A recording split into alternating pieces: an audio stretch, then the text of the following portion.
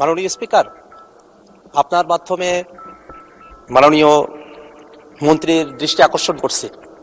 আমরা যারা প্রত্যন্ত গ্রামাঞ্চল থেকে নির্বাচিত হয়েছি, আমরা আমাদের গ্রামের মানুষদেরকে সাথে নিয়ে আমরা যোগাযোগ ব্যবস্থার দুরবস্থার কারণে আমরা অত্যন্ত ভোগান্তির শিকার।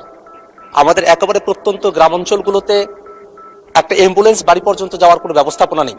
এখন বর্ষাকাল সামনে চলে এসেছে, সেই বর্ষাকালে মানুষেরা তাদের বাড়িতে পর্যন্ত যেতে পারেন না। আমি আবার নির্বাচনী এলাকায় দেখেছি এমন কিছু জায়গা রয়েছে চরাঞ্চল, যেখান থেকে বাজারে পণ্য পৌঁছাতে গেলে রাস্তার অব্যবস্থাপনার কারণে, রাস্তা না থাকার কারণে সেখানে পণ্যের মূল্যবান কমে আসে, কৃষককে ভোগান্তির মধ্যে পড়তে হয়। আবার সামনে শীতকাল, তখন ধুলাবালিতে মানুষদেরকে কষ্ট করতে হয়।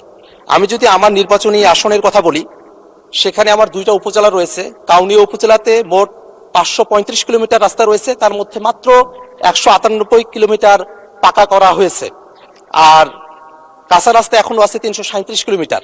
পীরগাছা উপজেলায় 842 কিলোমিটার রাস্তা রয়েছে, পাকাকরণ করা হয়েছে মাত্র 291 কিলোমিটার, কাঁচা রাস্তা এখনো 551 কিলোমিটার।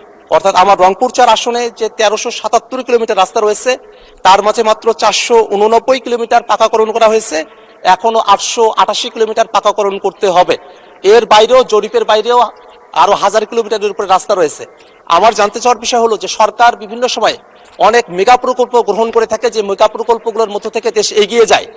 আমাদের মাননীয় মন্ত্রী মহোদয় এবং আমাদের সরকার, তারা কি এবার আমাদের স্থানীয় পর্যায়ে যাতে যোগাযোগ ব্যবস্থার উন্নতিটা সঠিকভাবে হয়, মানুষেরা যাতে তাদের বাড়ি পর্যন্ত অ্যাম্বুলেন্সটা অন্তত নিয়ে যেতে পারে, সহজে যাতে যাতায়াতটা করতে পারে, সে কারণে রুটিন পাকাকরণ কার্যক্রমের অতিরিক্ত হিসেবে পাকাকরণের জন্য মেগা প্রকল্প গ্রহণ করবে কিনা, সেই ব্যাপারে আপনার মাধ্যমে মাননীয় মন্ত্রীর দৃষ্টি আকর্ষণ করছি।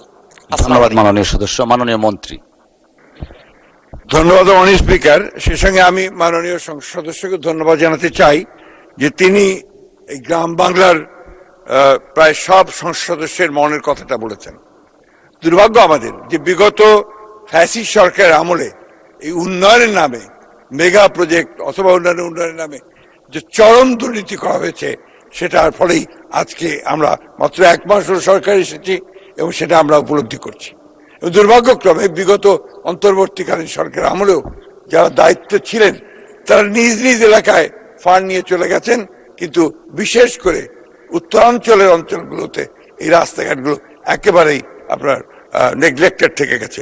আমি আপনার মাধ্যমে মাননীয় সংসদ সদস্যকে এই কথা দিতে পারি যে ইনশাআল্লাহ আগামী দিনগুলোতে আমরা এই ধরনের কোনো দুর্নীতিকে প্রশ্রয় না দিয়ে আমরা গ্রামাঞ্চলের রাস্তাঘাটগুলোকে, যোগাযোগ ব্যবস্থাকে সবচেয়ে বেশি গুরুত্ব দিয়ে কাজ করবো ইনশাআল্লাহ। মাননীয় স্পিকার, ধন্যবাদ। ধন্যবাদ মাননীয় মন্ত্রী।